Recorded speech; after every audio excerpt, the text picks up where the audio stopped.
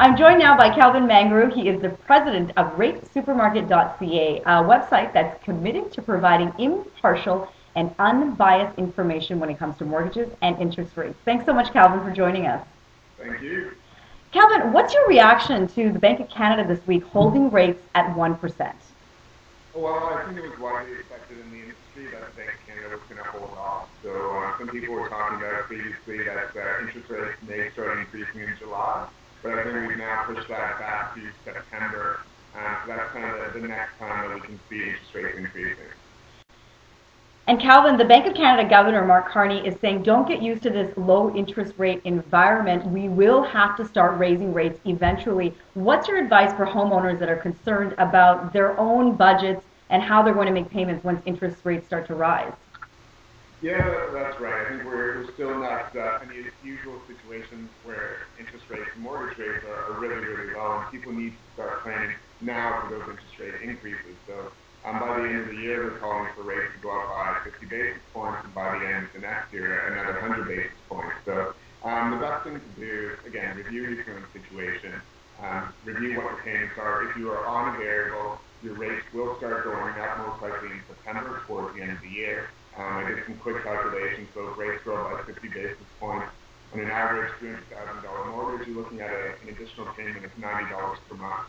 And so people just need to start budgeting and planning for that now, because rates will be going up. And Kelvin, if somebody's paying an interest rate on their mortgage that is higher than what the banks have posted right now, what's your advice? Should they go into the bank and break their current mortgage and get into a new 5-year fixed rate, or should they stay put? Well, it's one of these things. Everyone's mortgage and every lender is really different in terms of how they deal with people breaking their mortgage. So the best thing to do is go speak to your current lender, find out what the penalty is and how that be calculated. On RateSupermarket.ca, we have a penalty calculator where you can actually go and input what your current rate is and what the best rates in the market are, and we'll actually calculate for you what your penalty will be. And then you can go speak to a professional, and sometimes it'll make sense to break that mortgage, pay that penalty, and you save money over the next 5-year term. What are some of the best tips, Kelvin, for anybody right now who's looking for a brand new mortgage, especially for those new homeowners that are trying to navigate their way through the banks and try to understand what kind of mortgage suits them best? Yeah, I think there's two main things people should try and keep in mind if they're looking for a mortgage. The first thing is go out there, compare the market, see what offers are offered by the various lenders.